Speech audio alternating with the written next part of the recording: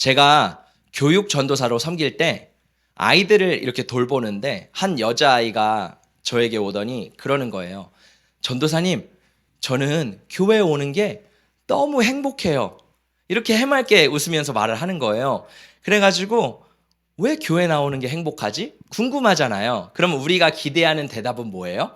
교회 와서 예배드리면 너무너무 좋아요. 예수님을 너무너무 사랑해요. 이런 대답을 기대하잖아요. 그런데 이 아이가 뭐라 그러냐면, 전도사님, 교회 나오면 우리 엄마가 천사가 돼요. 집에 가면 마귀가 돼요. 그래서 저는 교회 나오는 게 너무너무 좋아요. 이런 얘기를 하는 거예요. 제가 이 이야기를 듣고 예전에는 어떻게 그럴 수 있지? 근데 곰곰이 생각해 보니까 그 어머니를 비난할 게 하나도 없는 거예요. 왠지 아세요? 우리의 모습이 그렇거든요. 여러분, 우리가요, 교회에서 모습과 가정에서 모습이 달라요.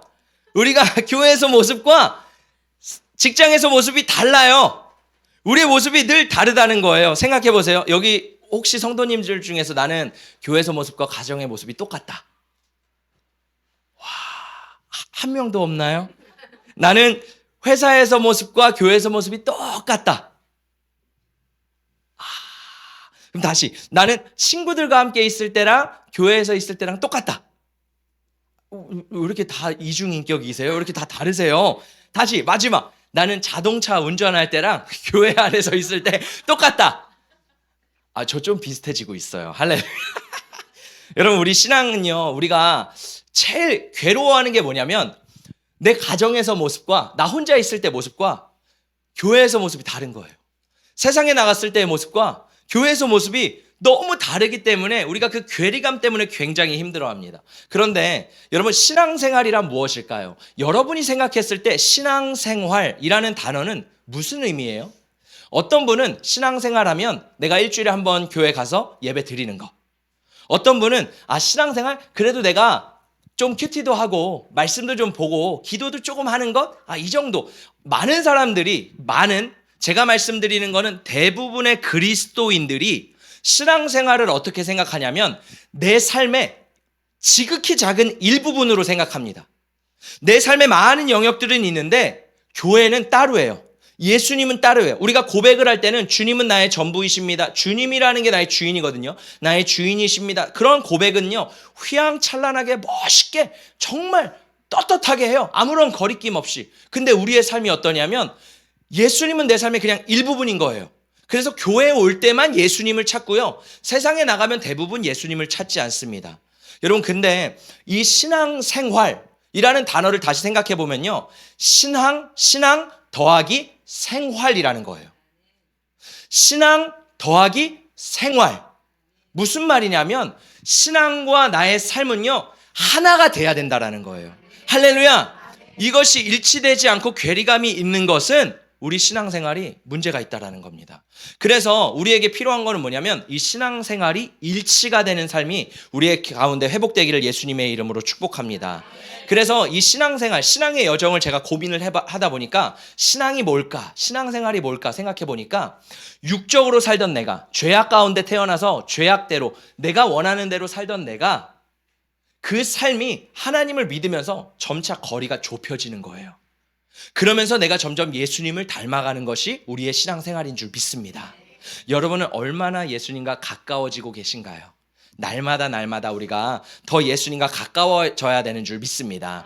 자, 오늘 민수기 말씀을 보는데 여기에도 이 영적인 원리가 담겨져 있어요. 우리가 어떻게 하면 주님을 더 닮아갈까? 우리가 어떻게 그 괴리감을 더 좁혀나갈지 우리 민수기 말씀을 통해서 함께 살펴보도록 하겠습니다. 우리 민수기 7장 1절의 말씀 함께 읽어보도록 하겠습니다. 시작. 모세가 장막 세우기를 끝내고 그것에 기름을 발라 거룩히 구별하고 또 그 모든 기구와 제단과 그 모든 기물에 기름을 발라 거룩히 구별한 날에. 자, 오늘 말씀의 배경을 좀 살펴보시면 모세와 이스라엘 백성들이 성막 배우셨죠? 우리 몇 주 전에 배웠죠? 성막이라는 것을 이제 만들었어요. 그리고 그 안에 있는 성물, 기구들, 하나님 앞에 제사를 드릴 수 있는 재료들이 있잖아요. 그런 것들을 다 만들어서 이제 마지막으로 하나님이 뭐라고 말씀하시냐면 거기에 기름을 바르라. 그래서 그림에 보시면 모세가 지금 기름을 성물들에게 바르고 있는 모습인 거예요. 그러면서 하나님이 이 성물에 기름을 바르라고 하시는데 오늘 말씀을 통해서 이 성막이 하나님 앞에 지어져 가는 과정을 우리가 함께 살펴보기를 원합니다. 자, 여러분, 광야에서 이스라엘 백성들이, 또 모세와 이스라엘 백성들이 이 성막을 만들기 위한 재료가 필요하잖아요. 그 재료가 뭐냐면 나무거든요. 이 나무가 필요한데 성경에서는 어떤 나무를 하나님께서 쓰라고 말씀하셨냐면, 따라해 볼까요? 조각목. 조각목을 쓰라고 하셨어요. 그래서 말씀해 보면 그들은 조각목으로 궤를 짜대. 언약궤를, 여러분 언약궤 아시죠? 지성소에 있는 하나님이 임재하시는 언약궤를 짤 때 조각목으로 이것을 짜서 금으로 덧입혀서 하나님 앞에 제사를 드렸던 거예요. 그리고 떡상이라 그러죠. 하나님 앞에 떡상 해가지고 떡을 매일매일 구워서 올려드리잖아요. 그리고 분향단도 만들고 촛대도 만들고 이 모든 재료가 뭐였냐면 조각목이라는 나무를 통해서 썼다라는 거예요. 그리고 제단, 분향할 수 있는, 실제로 제사할 수 있는 제단도, 그러니까 모든 기둥이나 모든 부분들을요, 조각목이라는 나무로 하나님께서 이 성막을 만들도록 말씀하셨습니다. 자, 그러면 우리는 말씀을 읽어보면서 좀 생각을 해봐야겠죠. 저는 우리 성도님들이 좀 말씀을 들으면서, 설교를 들으면서 또 말씀을 묵상하면서 생각하시기를 축복합니다. 하나님이 우리에게 이 생각하는 능력을 주셨거든요. 그래서 생각을 하면서 읽는 거, 왜 도대체 하나님은 조각목으로 성막을 만들라고 하셨을까? 왜일 것 같으세요? 여러분, 제가 그림을 준비했는데 두 그루의 나무가 있어요. 다른 나무입니다. 어떤 나무가 조각목일 것 같으세요? 여러분이 보실 때 왼쪽에 있는 나무가 조각목입니다. 그러니까 조각목이 뭐냐면 시띠나무라고 하거든요. 그러니까 이스라엘 광야에서 자라는 단단한 나무인데 이 시띠나무를 보세요. 구부러져 있어요. 온전치 못해요. 아니, 우리가 생각했을 때는 그래도 하나님의 성막, 거룩한 거를 지으면 이 옆에 있는 나무가 뭐냐면 백향목입니다. 레바논의 백향목 많이 들어보셨죠? 아니, 레바논의 백향목처럼 이렇게 쭉쭉 뻗은 나무를, 아니 목사님처럼 이렇게 키도 쭉쭉 크고 좀 죄송합니다. 여러분이 웃지 않으셔가지고 반응이 없으셔서 제가 조금 개그를 했어요. 저처럼 이렇게 쭉쭉 뻗은 잘생긴 사람을 쓰셔야 되는데 하나님은 왜 이렇게 구부러지고 못생긴 조각목 같은 시딘 나무를 쓰라고 하셨을까? 그럼에도 불구하고요. 자, 나중에 살펴볼게요. 하나님이요, 이 시띠나무로, 조각목으로 이 성막의 재료들을 다 만들라고 하셨어요. 그 안에는요, 하나님의 섭리가 담겨 있다라는 거예요. 할렐루야. 우리가 이 섭리를 살펴보려고 하는데 그 다음 말씀을 읽어보면요, 하나님께서 이 유다 지파 중에 부살렐이라는 사람을 선택하세요. 그리고 그에게, 우리 3절 읽어볼게요. 3, 4, 5 시작. 하나님의 영을 그에게 충만하게 하여 지혜와 총명과 지식과 여러 가지 재주로 정교한 일을 연구하여 금과 은과 노수로 만들게 하며 보석을 깎아 물리며 여러 가지 기술로 나무를 새겨 만들게 하리라. 부살렐이라는 사람이 있었는데 하나님의 영이 임했대요. 그러니까 기름 부음을 받고 성령이 임하니까요, 이 사람 가운데 제가 봤을 때 원래 기술공의 능력이 있었던 것 같아요. 그런데 그 기술 위에 탁월함이 부어지게 되는 거예요. 이 은혜가 여러분 가운데 부어지기를 축복합니다. 할렐루야. 여러분, 기름 부음이 왜 필요하냐면요, 하나님의 영이 왜 필요하냐면요, 우리가 가진 기술이 있어요. 어떤 성도님은 두피 마사지를 너무 잘하세요. 근데 여기다가 성령의 기름이 부어지면 탁월함이 입혀지는 거예요. 어떤 분은 디자인을 하세요. 디자인 가운데 내가 할 수 있는 능력은 있어요. 근데 그거를 뛰어넘을 수는 없죠. 여기에 하나님의 영이, 기름이 부어지면 그 안에 뭐가 부어지는 거예요? 탁월함이 부어지는 거예요. 할렐루야. 사람을 상대하는 직업을 합니다. 그냥 그럭저럭 해요. 근데 여기에 하나님의 기름 부으심이 부어지면요, 그 사람을 꿰뚫어 볼 수 있는 마음, 아니 그 사람의 심령을 이해할 수 있는 주님의 마음이 부어지게 되는 거예요. 할렐루야. 오늘 말씀해 보니까 이 부살렐과 오홀리압이라는 사람에게 뭐가 임했대요? 성령이 부어졌대요. 그러니까 보세요. 이 사람들의 손에 시띠나무, 이 못생겼던 조각목이 딱 들어오니까 이 조각목이 뭐로 변해요? 아름다운 성막의 재료로 변해요. 새로운 피조물로 변합니다. 할렐루야.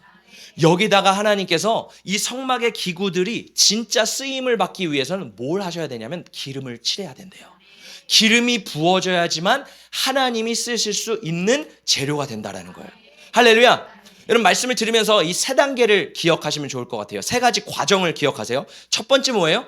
뒤틀리고 어그러지고 못생기고 볼품없는 조각목이 있어요. 하나님은 그 조각목을 선택하세요. 두 번째로 그 부살렐과 오홀리압이 성령에 충만해서 이것을 만지니까, 이걸 통해서 막 조각을 하고 만지니까 뭐가 돼요? 새로운 재탄생이 일어나요. 할렐루야. 세 번째는 뭐예요? 기름을 발라 거룩하게 구별하니까 이것이 하나님께 쓰임받는 놀라운 재료로 사용되게 된다는 거예요. 여러분 이 세 단계를 기억하시겠어요? 자, 그러면 이 구약에 있는 이 세 단계가 왜 우리와 중요할까? 여러분 여기에는요 깊은 영적인 원리가 있습니다. 이게 바로 우리의 신앙 생활이라는 거예요. 자, 보실까요? 첫 번째 뭐라 그랬어요? 조각목, 어그러지고 뒤틀어진 조각목이 뭐예요? 나예요. 여러분 우리의 모습이에요. 할렐루야. 여러분 잘 보세요. 사람은요 완벽하고 온전한 사람은 없습니다. 원래 사람은 완벽하고 온전했어요. 하나님이 원래 인간을 창조하셨을 때는 완벽한 모습이었어요. 근데 선악을 알게 하는 나무의 열매를 먹고, 다시 말해 죄가 들어옴으로 말미암아 그 사람이 뒤엉키기 시작한 거예요. 여러분 하나님이 이런 저주를 하십니다. 너가 땅의 저주를 받아서 땅에서 엉겅퀴가 날 거래요. 땅이요, 여러분 생각해 보세요. 땅을 다른 표현으로 성경에서 말하는 게 뭐냐면 사람이거든요. 왜냐하면 사람을 흙으로, 땅으로 지었잖아요. 영어는 earth라고 하거든요. 흙으로, 땅으로 사람을 지었어요. 근데 이 땅에서 엉겅퀴가 난대요. 다시 이거를 조금 더 해석을 하면 뭐예요? 우리 안에서 죄로 말미암아 엉겅퀴가 난대요. 어그러져 있대요. 그래서 이 세상의 모든 사람들은요 완전한 사람이 없어요. 다 뒤틀려져 있어요. 우리 옆에 계신 성도님들, 제가 봤을 때 우리 성도님들은요 너무 사랑스러워요. 할렐루야. 겉모습을 보면 너무 사랑스러워요. 그런데 우리도 너무나도 잘 알죠. 우리의 속마음을 진짜 보이면 어그러져 있어요. 저도 마찬가지예요. 모든 사람은 그렇다라는 거예요. 여러분 사람은요 다 성격을 볼까요? 성격을 보면요, 야 제가 보니까 온전한 분이 하나도 없더라고요. 그러니까 우리 교회의 성도님들이 아니라 모든 사람들이 어쩌면 이렇게 나랑 다 안 맞아. 그렇지 않아요? 운전을 해도 어쩜 이렇게 사람들이 다른지, 법규가 있는데 다 안 지켜. 그럼 나는 내가 잘못 생각하는 건가? 내가 지금 운전을 잘못하고 있는 건가? 왜 1차선에서 추월 차선에서 이렇게 느릿느릿하게 가시지? 이게 다 다른 거예요. 우리 성격이 다 다르잖아요. 어떤 분은요 어떤 성격을 가지고 있냐면 방어적인 성격을 가지고 있습니다. 그래서 누군가가 이렇게 지적을 하거나 얘기를 하면 되게 공격적으로 받아들여요. 그래서 약간 마음 방어 기제가 딱 발동되게 되죠. 그리고 이런 분들은 막 변명하기에 급급해요. 그래서 하나님 앞에 나갈 때도요 하나님 앞에 회개하기보다는 회피합니다. 왜? 하나님을 인카운터, 마주하기가 두려운 거예요. 내 뒤틀린 성격 때문에 하나님을 똑바로 보기가 두려우니까 하나님을 늘 회피하는 성격들이 있어요. 또 어떤 사람들이 있냐면 통제하려는 성격이 있어요. 내가 사람들을 통제하고 내가 리더가 되고 내가 뭔가 억압을 해야지만 거기서 내가 살아있다라는 느끼는 거. 여러분 이것도 잘못됐다라는 거예요. 뒤틀렸다라는 거예요. 그리고 내가 뭔가를 쥐어야지만 안정감을 느껴요. 자, 또 어떤 사람이 있냐면 피해의식형이 있어요. 늘 억울해. 나는 왜 이렇게 억울하지? 나는 왜 이렇게 인정받지 못하지? 나는 왜 이렇게 힘들지? 왜냐면 상처가 너무 많아서, 쓴뿌리가 너무 많아서. 여러분 왜요? 죄 때문에 이게 뒤틀렸다라는 거예요. 여러분 제가 재밌는 걸 하나 해볼게요. 한번 웃어주세요. 결혼 생활을 뭐라고 하는지 아세요? 결혼 생활을요 로또라 그래요. 얘들아, 결혼 생활은 로또야. 할렐루야. 왜 로또인지 아세요? 안 맞아. 안 맞아도 너무 안 맞아. 여러분 자 보세요. 결혼 생활은요 아름다운 겁니다. 할렐루야. 결혼 생활은 아름다운 거예요. 근데 죄인 둘이 만나서, 어그러진 둘이 만나서 살다 보니까 서로 어그러진 모양이 너무 다른데 이게 맞아요? 안 맞아요? 안 맞아요. 저희 부부도요 솔직한 고백이지만 너무 사랑했고 잘 맞았지만 그래도 안 맞는 부분이 조금은 있었어요. 그래서 저희 처제가 그걸 보고 결혼이 좋은 건가? 이런 의심을 들었대요. 그래서 저도 막 회개하는, 내가 목회자인데 가정에서 교회와 이렇게 내가 다르면 안 되는데 이런 마음이 저도 있는 거예요. 그래서 너무 괴로웠거든요. 근데 얼마 전에 저희 처제가 저희 아내한테 이런 고백을 하더라고요. 언니, 나는 언니의 가정의 모습을 보면서 결혼에 대한 소망이 생겨. 제가 나 그래도 좀 잘하고 있구나. 가정과 교회에서 좀 일치가 그래도 되고 있구나. 할렐루야. 여러분, 중요한 건 뭐냐면 우리가 죄인으로 만나면 어그러져 있어요. 실수할 수 있어요. 근데 중요한 건 뭐냐면 내가 예수님을 만나면서 변화가 되면서요, 어그러진 부분들이, 틀어진 부분들이 온전케 되기 시작하는 거예요. 그러면 부부가 서로 사랑하게 되는 거예요. 자녀를 온전하게 사랑하게 되는 거예요. 그러면 가정이 건강하게 되는 거예요. 할렐루야. 그러니까 오늘 첫 번째 뭐예요? 우리는 뒤틀리고 어그러진 존재다. 우리는 이걸 꼭 인정해야 됩니다. 근데 감사한 건 뭐예요? 하나님은요, 그렇게 쓸모없는 조각목 같은 우리를 선택하셨다는 거예요. 우리 따라해볼까요? 하나님이 나를 선택하셨습니다. 할렐루야. 우리의 어떠한 모습, 우리에게 흠이 있던, 점이 있던, 어그러졌던 상관없이 하나님은요, 우리를 선택하셨다라는 거예요. 자, 두 번째는 뭐냐면 이 조각목이 부살렐과 오홀리압이라는 사람의 손을 거쳐서 성막의 성물이 됩니다. 우리를 대입하면 이게 뭐예요? 토기장이 되신 하나님의 손에 우리가 들려질 때 우리의 모습이 점차 변해간다는 거예요. 할렐루야. 여러분, 이게 뭐냐면 흙이었던 우리가 하나님의 손에 담겨지면 예쁜 그릇과 항아리가 되는 거예요. 새로운 피조물이 되는 겁니다. 성경은요, 우리가 새로운 피조물이래요. 우리 따라해볼게요. 나는 새로운 피조물이다. 우리는 이 과정을 뭐라 그러냐면 여러 가지 단어가 있어요. 한번 들어보세요. 성령 체험, 중생, 거듭남, born again, 다시 태어남. 많이 들어보셨죠? 이게 바로 뭐냐면 내가 새로운 피조물로 거듭나게 되는 거예요. 할렐루야. 여러분, 거듭나셨나요? 여러분, 다시 태어나셨나요? 여러분, 이게 뭐냐면 성령님이 우리 안에 들어오셔서 내주하게 되시는 거예요. 그러면서 성령님이 내 삶을 통해 일하기 시작하는 거예요. 예수님이 이런 얘기를 하셨죠. 사람이 물과 성령으로 거듭나지 아니하면 하나님의 나라를 볼 수 없느니라. 육으로 난 것은 육이고 영으로 난 것은 영이래요. 우리가 원래 육으로 태어났어요. 근데 뭐라 그래요? 영으로 다시 태어나야지 영적인 사람이 된대요. 거듭나야지만 우리는 영적인 사람으로 태어나는 거예요. 하나님의 손에 붙들리게 되는 거예요. 할렐루야. 여러분, 그래서요, 교회를 다닌다고 거듭나는 게 아니에요. 거듭나는 것은요, 내가 진짜 예수님을 만나야 되는 줄 믿습니다. 그래서 여러분, 사모해야 되는 게 뭐냐면 예수님 만나게 해주세요. 오늘 이주희 자매님이, 성도님이 간증을 하셨잖아요. 어떤 간증을 하셨어요? 내가 기도하던 중에 내가 죄인임을 깨닫고 주님 앞에 회개하기 시작했더니 방언을 받고 성령이 부어지고, 더 놀라운 건 뭐예요? 내가 길을 걸어가는데 너무 행복했다라는 거예요. 새들이 짹짹거리는데 그 소리가 찬양 같고, 막 햇살이 너무 좋고, 너무 모든 것들이 하나님을 찬양하는 거예요. 여러분 보세요. 세상은 동일해요. 이 사람만 달라진 거예요. 나만 달라진 거예요. 왜요? 내가 새로운 피조물이 되었기 때문에. 그래서 내 눈이 새롭게 된 거예요. 내 마음이 새롭게 되니까 세상이 달라 보이는 거예요. 이게 바로 거듭남이라는 겁니다. 근데 여러분, 여기서 중요한 게 있어요. 거듭남은요, 이제 신앙생활이 시작되었다라는 거예요. 많은 사람들이 오해합니다. 거듭났으니까 나는 이제 끝났어. 아니요. 여러분, 거듭남은요, 영적으로 아기가 태어나는 거예요. 아기가 태어나면 나이가 들어야 되잖아요. 성장해야 되잖아요. 이제 시작인 거예요. 근데 많은 사람들이 여기서 끝나버려요. 나 이제 거듭났으니까 더 이상 성장하려고 하지 않습니다.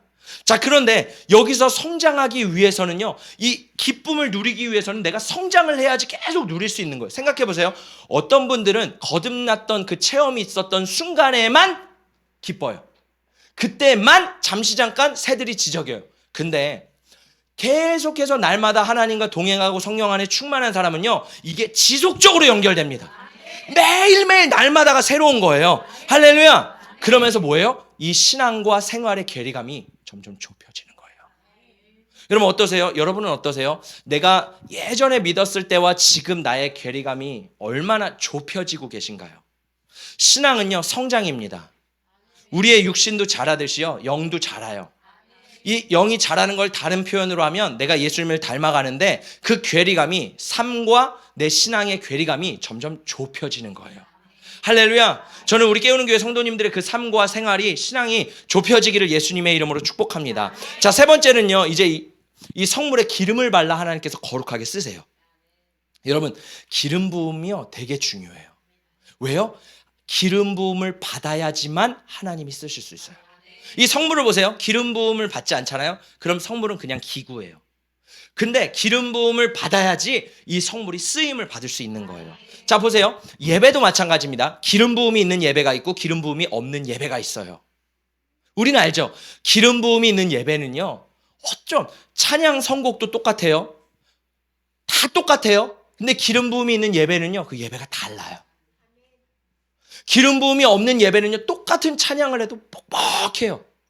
싱어도 마찬가지입니다. 여러분, 우리 싱어들은요 다 기름 부음이 있어요. 할렐루야. 여러분, 여기 아무나 서는 게 아니에요. 이렇게 찬양할 때요 기름 부음이 있는 거예요. 할렐루야. 그러니까 이 한 사람 안에 있는 기름 부음을 통해 다른 사람들에게 전해지고요, 그것이 예배를 풍성하게 하는 거예요. 반주자도 드러머도 다 기름 부음이 있습니다. 그래서 우리가 구해야 될 건 뭐냐면, 하나님 나에게 기름 부어주세요. 할렐루야. 왜? 기름 부어야지 하나님이 쓰실 수 있다라는 거예요. 그래서요, 여러분, 이 기름 부음이 부어지면 어떻게 되는지 아세요? 특별해져요.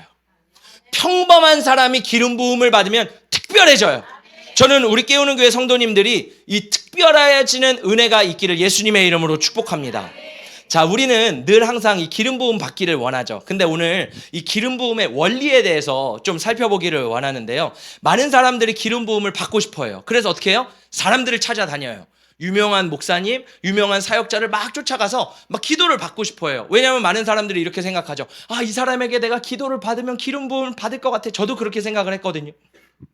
근데 성경을 읽어보니까 이런 말씀이 있더라고요. 우리 함께 읽어보겠습니다. 시작. 너희는 거룩하신 자에게서 기름 부음을 받고 모든 것을 아느니라. 우리는 누군가에게 가서 기름 부음을 받아야 된다고 생각하잖아요. 근데 오늘 뭐라 그래요? 너희 안에 이미 기름 부음이 있대요. 하나님이, 성령님이 내 안에 있잖아요. 여러분 믿으세요? 따라해볼게요. 성령님이 내 안에 계십니다. 여러분 이거 믿어야 돼요. 내 안에 성령님이 계신 거예요. 목사님만 아니라 모든 사람들에게 성령이 있는 거예요. 할렐루야. 그러면 내가 뭘 믿어야 돼요? 이 안에 그 충만하신 하나님이 계시기 때문에 내 안에 기름은요 만땅이라는 거예요. 이거 믿으셔야 돼요. 근데 어떤 사람들이 어떻게 생각해요? 나는 기름이 없어.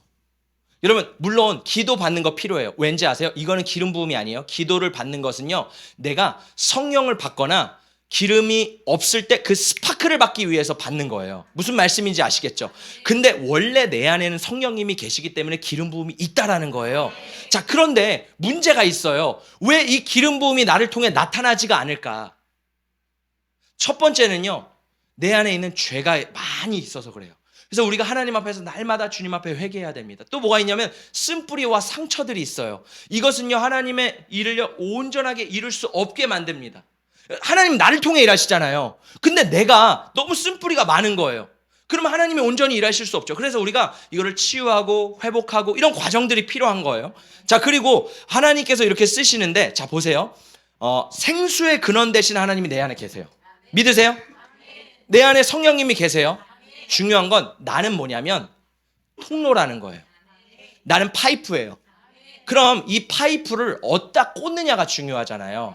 자, 생수의 근원 되시고 기름의 근원 되신 성령님은 내 안에 이미 있는데, 이 파이프를 내가 성령님께 꽂을 때 이 파이프를 통해 기름이 흘러나오는 거예요. 근데 우리는 어떻게 해요? 이 파이프를요 계속 다른 데 꽂고 있는 거예요. 자, 영의 사람과 육의 사람이 있습니다. 우리 함께 육의 사람의 모습을 한번 살펴볼게요. 시작. 내 백성이 두 가지 악을 행하였나니 곧 그들이 생수의 근원되는 나를 버린 것과 스스로 웅덩이를 판 것인데 그것은 그 물을 가두지 못할 터진 웅덩이들이니라. 자, 육신의 사람, 육신에 속한 사람은 어떤 사람이냐면, 이 말씀에 보니까 내 안에 분명히 성령님이 계세요. 생수의 근원 되시는 하나님이 계세요. 근데 이 파이프를 여기다 꽂지 않는 거예요. 성령님께 파이프를 고정해서 꽂아야 되는데 다른 곳에 계속 꽂는 거예요. 생각해 보세요. 다른 데 물이 있어요, 없어요? 하나님만 생수의 근원이에요. 하나님만 생수가 나오실 수 있는 분이에요. 근데 우리의 그 파이프를 다른 데 꽂으면 물이 없으니까 물이 안 나와요. 그러면 우리 인생이 어떻게 해? 퍽퍽해요. 거기다 꽂으니까 왜 인생이 공허하고 결핍되고 부족하고 만족함이 없어요? 내 파이프를, 번지수를 잘못 찾았다는 거예요. 그렇기 때문에 생수가 올라오지 않는 거예요. 늘 비어있는 타이어 냄새, 탄 냄새가 나는 거예요. 내 안에서. 왜? 내 파이프를 다른 데 꽂았기 때문에. 그러니까 기름 부음이 흘러나올 수가 없는 거예요. 자, 그러면 영의 사람은 어떤 사람일까요? 우리 함께 말씀을 읽어보겠습니다. 시작. 그리스도 예수의 사람들은 육체와 함께 그 정욕과 탐심을 십자가에 못 박았느니라. 만일 우리가 성령으로 살면 또한 성령으로 행할지니. 자, 영의 사람은요, 성령으로 행하래요. 성령으로 살아야 되는데 파이프를 성령께 꽂아야 돼요. 자, 근데 보세요. 이 파이프가 난데 파이프가 온전치 않잖아요. 파이프에 우리가 예수님을 믿는다라는 것은 자기를 부인하고 자기 십자가를 지고 예수님을 따르는 게 바로 우리의 신앙생활이잖아요. 그쵸? 근데 자, 보세요. 이게 다른 거예요. 이게 안 맞는 거예요. 파이프를 꽂는다라는 거는 사실 우리가 너무 이것을 영적 하늘의 것들만 막 너무 생각해요. 근데 영적인 건 실제예요. 우리의 삶의 실제예요. 여러분, 저는 여러분 가운데 이 뜬구름 잡는 영적인 생활이 실제가 되기를 축복합니다. 뭐냐 하면요, 내가 기름 부음을 받기 위해 성령님이 나를 통해 일하시기 위해서는요, 자기 부인이 돼야 돼요. 다른 말로 하면요, 내가 없어져야지만 성령님이 나를 통해 일하세요. 제가 오늘도 아침에 출근을 해서 교회에 와가지고 하나님 앞에 그냥 내 마음을 계속 비웠어요. 왜냐하면 제 안에도 막 뭐 여러 가지 생각들이 올라오고 막 보글보글 여러 가지가 있잖아요. 모든 사람들이 있잖아요. 근데 아침에 그냥 내 이런 것들을 다 주님 앞에 내어드리고, 하나님, 그냥 성령님만 나를 통해 일해 주세요. 이런 기도를 계속 하는 거예요. 그러면서 나를 비우는 거예요. 왜? 내 파이프가 깨끗해야지 기름 부음이 성령을 통해 흘러나오기 때문에. 근데 우리가 어때요? 교회에서는요, 잘 하는 것 같은데 교회 밖을 나가면 육신으로 사는 경우가 너무나도 많다라는 거예요. 내가 하고 싶은 대로 말해요. 내가 행동하고 싶은 대로 그냥 행동해요. 분노하고요, 게으르고요, 내로남불. 여러분, 저는요, 교인들이 제일 내로남불이라고 생각해요. 저를 비롯해서. 겉과 속이 너무 달라요. 내 들보는 보지 못하고 남의 티를 보고요, 매일 비판합니다. 정죄합니다. 아, 저 사람은 왜 그래? 저 목사는 왜 그래? 저 성도는 왜 그래? 이렇게 우리가 육적으로 살아서는요, 이 파이프가 성령님께 꽂힐 수가 없대요. 그래서 오늘 말씀에 뭐래요? 정욕과 탐심과 육체를 십자가에 못 박는 자가 그 안에서 성령이 나타나신다라는 거예요. 성령의 기름 부음이 흘러나온다라는 거예요. 할렐루야. 그래서 신앙생활은요, 삶이 중요해요. 저는 사실 이걸 못 배웠어요. 저는 어렸을 때부터 신앙생활을 했는데, 저는 늘 어떻게 생각했냐면, 자연스럽게 제가 터득한 게, 교회와 생활은 달라. 열심히 맞춰보려고 하는데 안 되는 거예요. 그래서 달라. 그냥 나는 이렇게 사는 건가 보다. 이게 맞는가? 아니요. 성경은 그게 아니라 그래요. 여러분, 디모데전서, 디모데후서 우리 계속 읽고 있잖아요. 뭐라 그래요? 아니라 그래요. 신앙과 삶이 일치해야 된대요. 할렐루야. 그래서 저도 이제 깨닫는 거예요. 아, 신앙과 삶이 일치해야 되는구나. 영적이라는 건 딴 게 없구나. 내 삶이 내 신앙과 일치할 때 영적인 것이 되는 거는.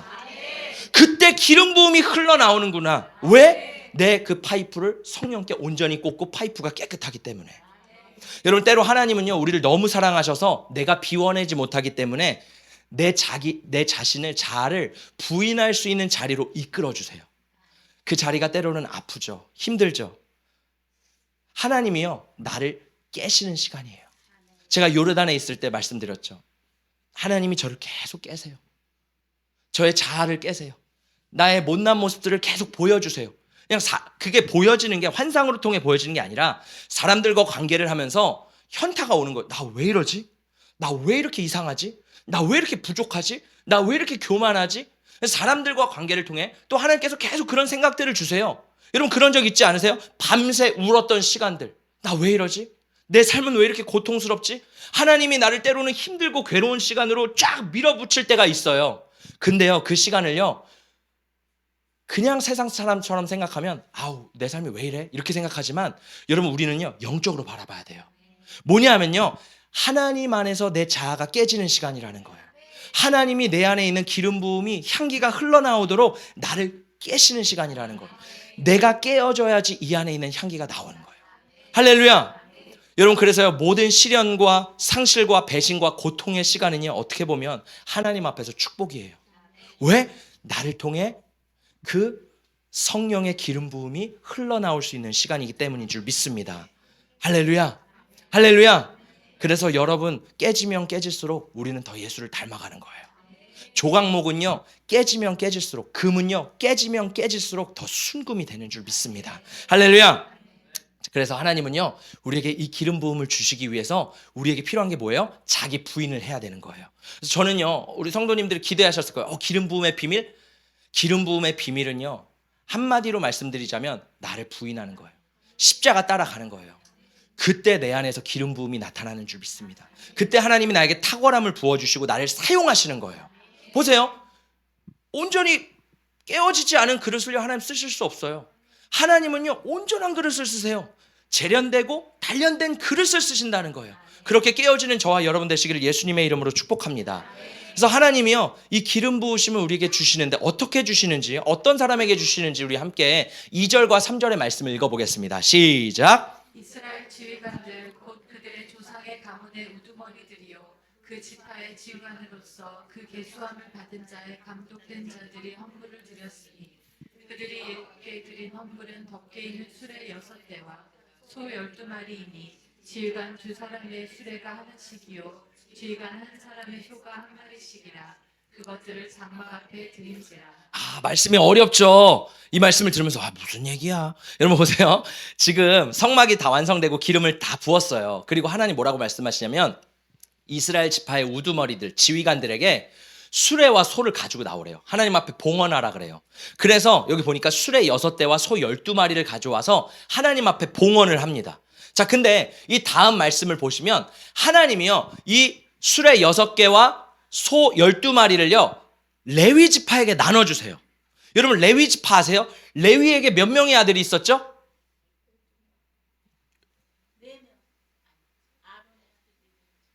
출애굽기를 다시 봐야겠네요. 레위에게 몇 명의 아들이 있었을까요? 3명입니다. 3명. 자, 보세요. 게르손 자손, 무라리 자손, 고앗 자손. 그러니까 세 아들인 거예요. 세 아들이 자손이 된 거예요. 할렐루야.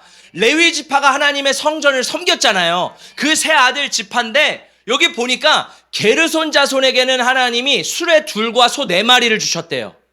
보이세요? 무라리에게는 뭘 주셨어요? 수레 4과 소 8마리. 고앗 자손에게는 하나님 뭘 주셨어요? 하나도 안 어깨로 그냥 매래요. 여러분, 이 말씀을, 이게 그냥 성경 말씀이니까 그런가 보다, 여러분 너무 감정이입이 안 되시는 거 아니세요? 여러분, 내 입장이라고 생각해 보세요. 옆에 있는 집사님 한번 쳐다보세요. 옆에 있는 집사님이요, 하나님한테요 수레 4개와 소 8마리를 받았네요. 나는 어깨로 매래요. 어때요? 좋으세요? 좋으신 분? 너무 감사해요. 나는 어깨로 멜 수 있네. 그런 분이 어디 있어요?